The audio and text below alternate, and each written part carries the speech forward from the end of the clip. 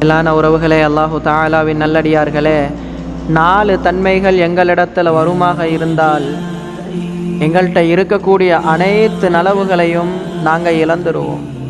அதே போல் எந்த ஒரு நலவாக இருந்தாலும் இந்த குணங்களின் காரணமாக எங்களிடத்தில் வராது. அது என்ன தெரியுமா? அல் முத்ததாவிலு அலா மன் தஹ்தஹு. எங்களுக்கு கீழால் ஒருத்தர் வேலை செய்கிறாருன்னு சொன்னாலோ, அப்படி இல்லை எங்களுக்கு கீழ் அந்தஸ்தில் ஒருத்தர் இருக்கிறாரு, அவர் அழகு இல்லாதவர், அந்தஸ்து இல்லாதவர், பணம் இல்லாதவர், நாங்கள் எல்லாமே ஈக்கிறவங்க, நாங்கள் என்ன செய்யணும்? எங்களோட ஆணவத்தை அவர் மீது நாங்கள் திணிச்சிடக்கூடாது.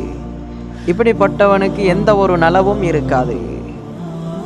2வதாக சொல்கிறாங்க, அல் ஆக்குலி வாலிதை. யார் பெற்றோரை நோவினை செய்கிறாரோ இவரிடத்திலையும் எந்த ஒரு நலவும் இருக்காது.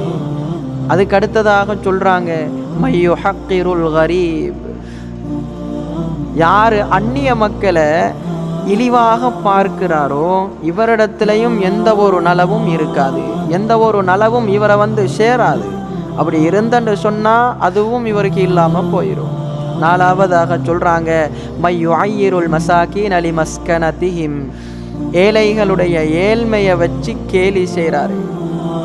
நீ ஒரு ஏழை வாப்பா, நீ ஒரு அந்தஸ்து இல்லாதவன் வாப்பா, அவருடைய ஏழ்மையை வச்சு அவரை கேலி செய்கிறோமெண்டா, அவரை இழிவுபடுத்துகிறோமெண்டா, அந்த ஒரு வாசகத்தின் காரணமாக அவர் இருக்கக்கூடிய நிலைமைக்கு அல்லாஹ் எங்களை தள்ளிடுவான்.